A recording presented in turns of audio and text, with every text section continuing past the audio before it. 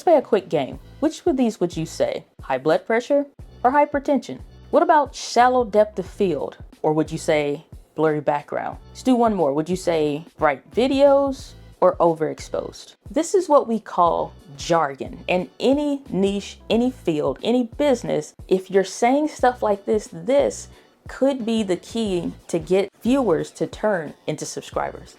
Let's unpack this.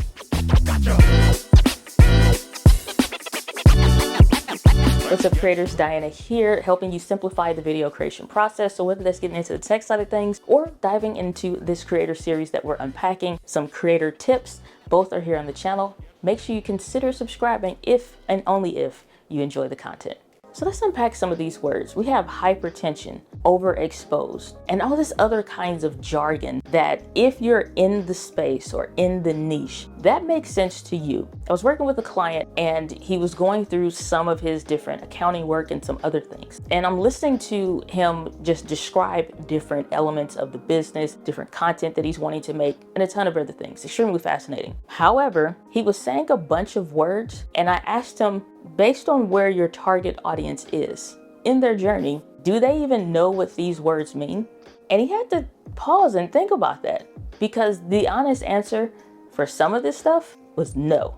If you're looking at why you're probably getting a lot of views on your videos, but those views aren't actually translating into actual subscribers, we have a few things that we want to consider. The first reason may be that this is a one-off thing. They have a problem, they want to address it, but it's not an ongoing concern. Yes, you're finding them somewhere in their journey, or they're finding you rather, but they just need to fix that problem and they're backing off to life someplace else. A great example of this would be if I was going to replace the windshield wiper blades on my car, which it seems about every winter that's something that I'm doing. But for whatever reason, I just don't commit it to memory. I look up a YouTube video, watch the 2 or 3 minute video to figure it out. And then from there, I'm back to life. I'm literally not gonna watch that video again until it's time for me to change my windshield wiper blades. That's kind of like those one and done kind of things, knowing that I'm going to solve this person's problem temporarily, but ultimately this is not something I'm into. It's different when your target audience is somebody that is looking for a solution. They are having a current and right now pain point and that you're gonna address in the video, but it's an ongoing thing. Case in point is when I do my Ecamm live videos. This is somebody that has invested in this software. Maybe they're coming from using something more complex that was a free version like an OBS, or they're using something like StreamYard and they want some additional features and a lot of customization. They decide to invest in Ecamm, which we do have a lot of people that do that. However,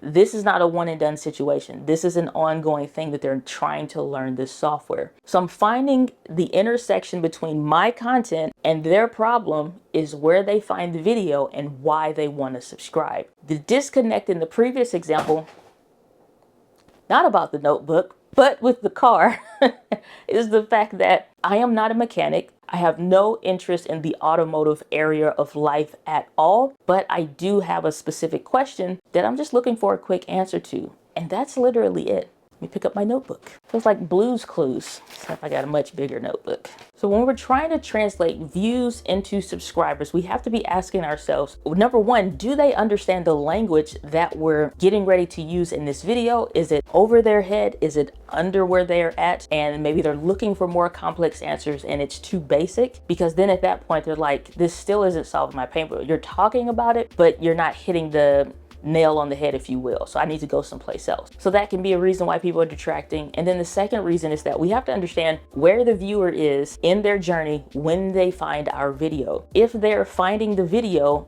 in a place where they're like, I'm looking for an issue or a problem or pain point, you as the creator need to understand where the viewer is coming from and what are the elements that you can add in your video that maybe not be in other YouTube videos that would want to make that person subscribe. One of the things that I love to see, and it's a very heartwarming comment, people will say like, please keep uploading videos around this. You're gonna be my go-to, or I'm so glad I found your channel. I've been looking for a channel like this. Those are the comments that you want to get, because it lets the creator know that the viewer is being well served with the content on the channel. Now, this is not to say that you have to be some pro at whatever it is that you're doing or literally have everything figured out, but the viewer is now vibing with your style of content, the way that you teach or show, share, whatever it is that you're doing, and they want to stick around. So don't always get upset if a certain video is not translating people into subscribers, because not all videos are built to do that. One of the things I used to say in my intro is to help you reach wider and connect deeper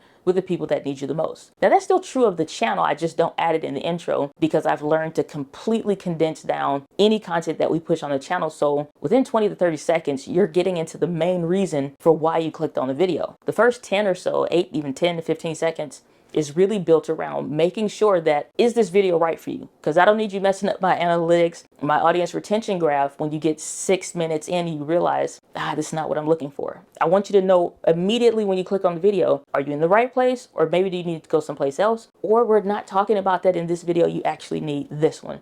So think of yourself like the traffic guide when the kids are walking across. Is it safe to go? Is this the street that you need to go on? Or maybe go down to the next block over, or hey, sorry, we don't cover that here on the channel. Just something to consider. So when you're considering what you're going to create for your thumbnail and what you're going to title your video, some things are very exact. How to set up the Sony ZV-E10. I don't need to say, is this the best way to set up? No, it's like, this is plain Jane, A to B, black and white. Those are great because you know that that's maybe a video that somebody wants to keep figuring things out from you, or that's not quite what they're looking for. So when you're crafting your title and your thumbnail and that combination, you have to think about it from the person that's on the keyboard. When they're typing something in, when they're looking for it, what is the viewer's expectation when they click on this video? And what did they receive or not receive in the video? And your comment section, or even comment section on other similar videos, will let you know where the miss is happening and what the expectation was for the viewer, and if you nailed it or if you missed it. Doesn't make you a bad creator, it just means you need to refine some things. Let me know what other kind of videos around content creation would you guys be interested in, or that you're having and struggling with when it comes to your brand and your business. I have a video that comes to some YouTube tips and things that I think you really want to watch, especially if you're looking to grow your channel and you're wanting it to amplify your business. Check out the video on the screen. I think you'll love it.